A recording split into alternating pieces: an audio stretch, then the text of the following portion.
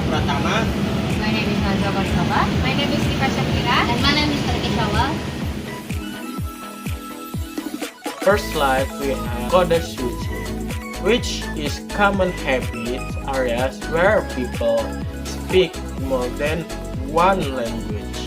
In Pontianak, especially among the Chinese community, people often switch between Indonesian, Malay, and Chinese dialects like Hakka and Teochew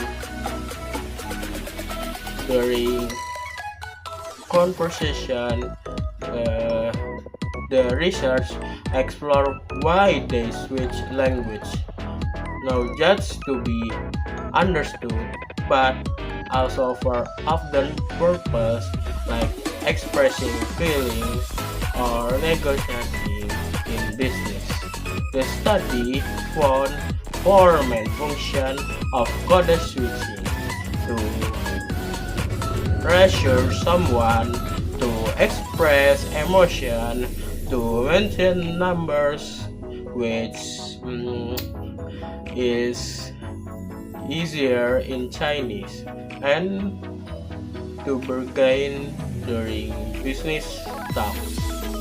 My opinion, this research is really relevant, especially in places like Indonesia, where many people are bilingual or multilingual. It shows that language choice is not just about communication, but also about culture, emotion, and even business strategy. Introduction. In introduction, the writer explained that Pontianak is a city with many different ethnic groups, including Chinese, Malay, and Dayak communities. This group from what is called a speech community, which means that not only speak certain language, but also understand and follow social rules about when, how to use those language. Science, many people in Pontianak speak more than one language. Code mixing is a natural part of daily communication. The author mentioned that while many studies have been done about code switching in other places like in classroom or in Africa, not many focus especially on the Chinese community in Indonesia. That's why this research is important. It gives a new perspective on how language work in this unique community.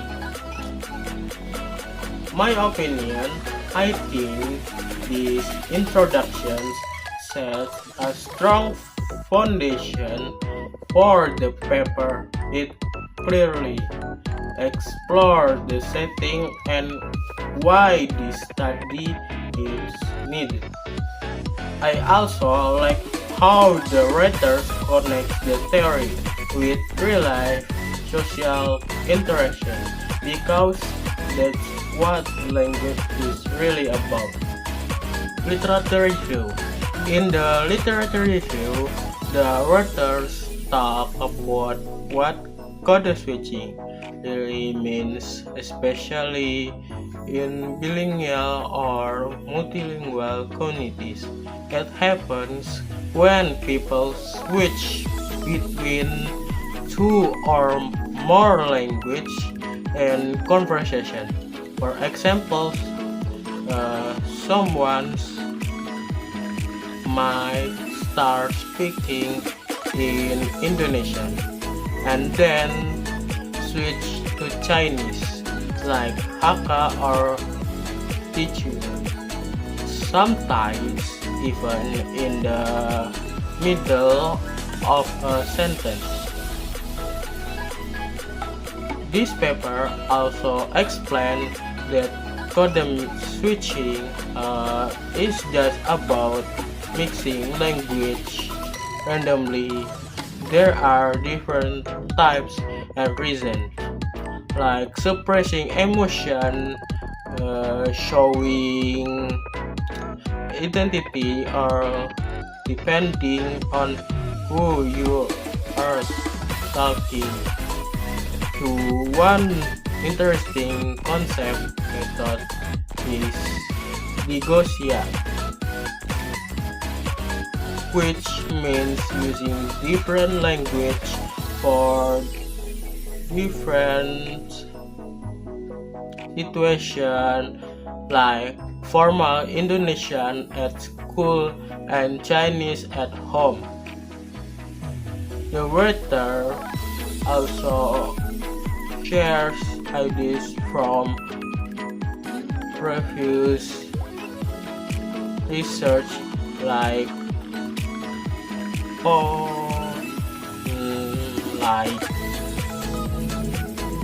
homes and wardrobe.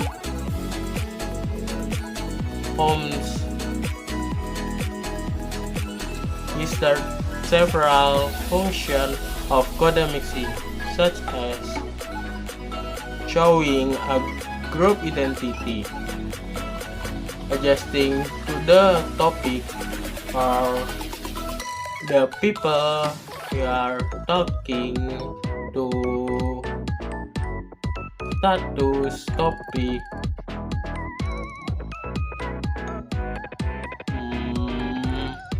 participant, expressing emotion, and then borrowing vocabulary from another language.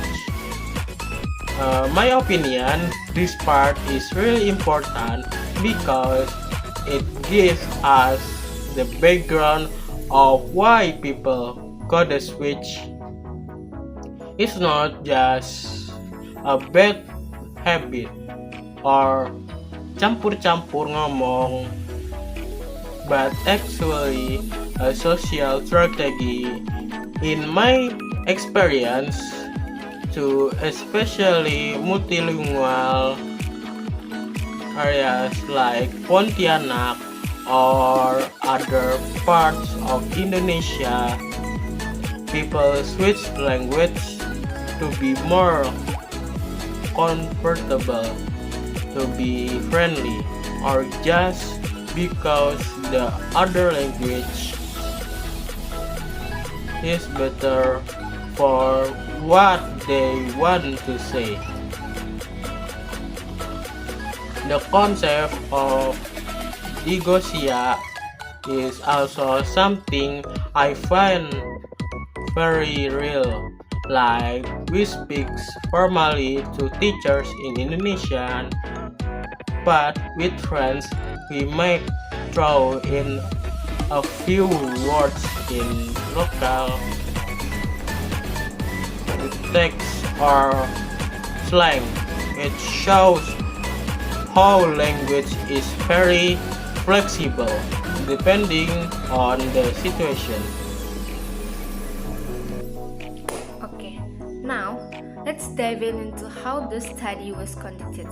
The research explored code switching among the Chinese community in Pontianak, and the methodology plays a crucial role in uncovering these linguistic patterns. Personally, I approach well-structured as it combines qualitative data with real-life conversational analysis, something essential for sociolinguistic studies like this. Then, the study involved 10 self-selected participants from various professions, including teachers, employees, and entrepreneurs, all aged between 22 and 30. They were fluent in both Indonesian or Malay and Chinese dialects, Hakka and Teochew, making them ideal subjects for analyzing code switching behavior. So, I think the choice of the participant was effective because they represent a segment of the population that actively negate multiple language daily. However, a slightly large sample size of a broader age range might have provided even richer insights, especially since older generations might use code switching differently due to stronger natural ties to their heritage language. Next, the researcher used open-ended interview and focus group discussion to collect data. This method allows participants to speak freely, ensuring natural and spontaneous code switching instances were captured, and the flexibility of conducting interview in group or individually was a smart move as it accommodated different social dynamics. I totally agree with this approach because structured survey might have limited the natural flow of conversations. Open-ended questions are perfect for sociolinguistic research since language is used deeply tied to context and emotion. That said, adding some recorded natural conversations outside interview settings could have provided even more authentic example of code switching in everyday interactions. Next, the study categorizes language used into three types. First, Indonesian or Malay only. The second is Chinese only, and third, mixed language.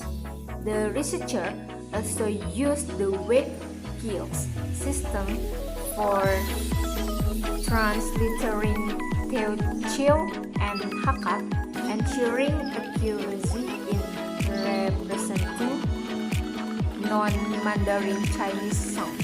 For this, classification is clear and useful for analysis.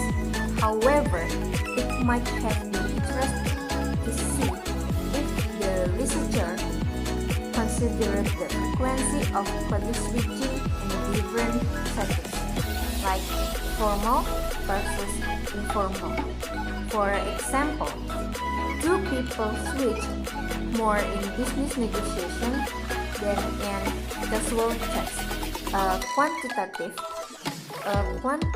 element could have complemented the qualitative findings. Overall, the methodology was well designed to capture the social and emotional aspect of code switching. The combinations of interview, observation, and linguistic analysis provided a comprehensive understanding of how and why the Chinese community in Pontianak mixes languages. Okay, now I'm going to talk about the finding from the research. So, the study focused on how the Chinese speech community in Pontianak uses code switching. The researcher talked to people from different backgrounds, like teachers, workers, and business people, who speak in Indonesian, Malay, and Chinese dialect in Hakka or Teochew. And here's what they found. There are four main functions of code switching used by this speech community. First, justifying or reassuring function. In this journal, people switching to Chinese when they want to make their message stronger or more convincing. For example, the one of researcher to make sure the location, and they say Ken Lekai 3A, and it's saying, of course, that's the one near your house. So it's a way to reassure the listener compare the location without repeating themselves. The second is for function emotional function. Sometimes people switch to Chinese to show emotion. In Chinese, emotional they show is especially anger, sarcasm, or jokes.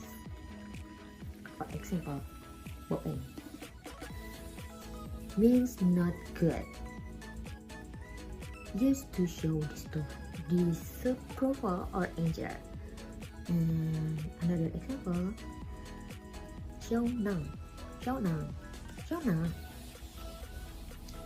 It means crazy person, but they usually use this for funny or joking way. Switching to Chinese adds emotional power or humor to message. And the third is numbering function. Nah, this one really common.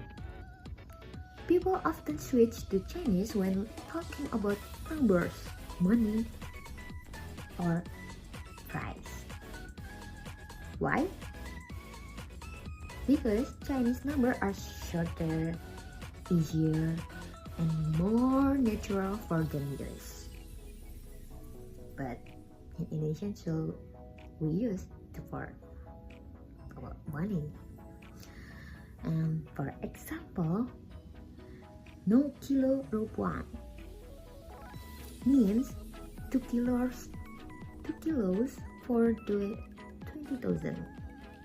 It helps the conversation flow smoothly, especially in market or jobs. And four is bargaining or business talk function. In business settings, people switch fully into Chinese, especially when they realize the other person in Chinese too. It helps build trust, shows shared identity, and even helps get better price. This negotiation is made easier way. For instance, in a shop, when a buyer suddenly switches to Chinese, when the seller might feel more connected and give special price. It's like hide and seek now. Like, hey, I'm the one of you. So besides this four, the study also shows that code switching reflects cultural identity, closeness, and even language gaps. Like when a word doesn't in one language, they just switch to another. They thought that there were some cases where the code switching was the function. Number one, justifying a racing faction. This faction, the coded switching, is to justify or reassert a particular meaning of a faction. The code switching also strengthens the meaning or expression delivered by the speaker, the event of Chinese sentence, phrase, or word. And number two, emotional function.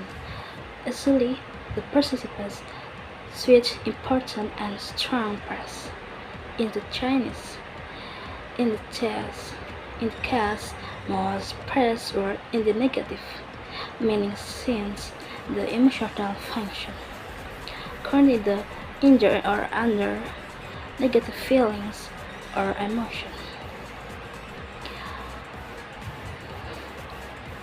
For example, the press bo and which literally means not good, but it used as cultivation action with its speaker in it to show injury or disgust or dislike to a person negative or any attitude.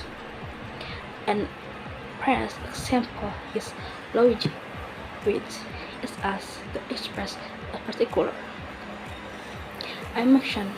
In this person, a person who is slow in doing something and procrastinating. Two Chinese also began to press Xiang with literature and persons. This press often used by participants when the code switching in the conversation. This press has changed to emotional function. The expressions is more like cracking a joke. For example, a person is doing something considered silly or stupid. The other replied with "Xianang," you are instead of you crazy. Number three, number function. Number function.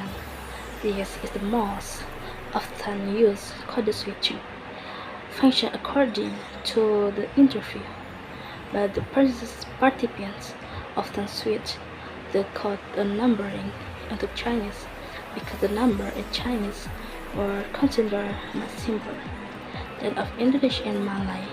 Number encoding price are not important element in Chinese life and the culture. The system of number in Chinese is quite new and simple. The number ranging from 11 in Chinese is called 99 are a combination of member of the basic sets and the two tens. And number 4, bargaining or business talk function. Usually the speaker switches the code into Old Chinese when it go to more into a source matter, as it is known that there are not all of Chinese are given with their Chinese physical character. Some Chinese do not look like Chinese. Somehow the unique situation can make big difference when it comes to business talk. When knowing that the buyer candidate is a Chinese or less Chinese is candidate via physical character would give the best price compared to the non-Chinese buyer. So it presents the conversation that the price is easily begun when using Chinese. The seller had trust with the buyer since he realized that the buyer was also a Chinese, but then understood the business condition that made the buyer was honest by saying the price did not give him fake profit. The fair result, the seller gave the best price to the buyer.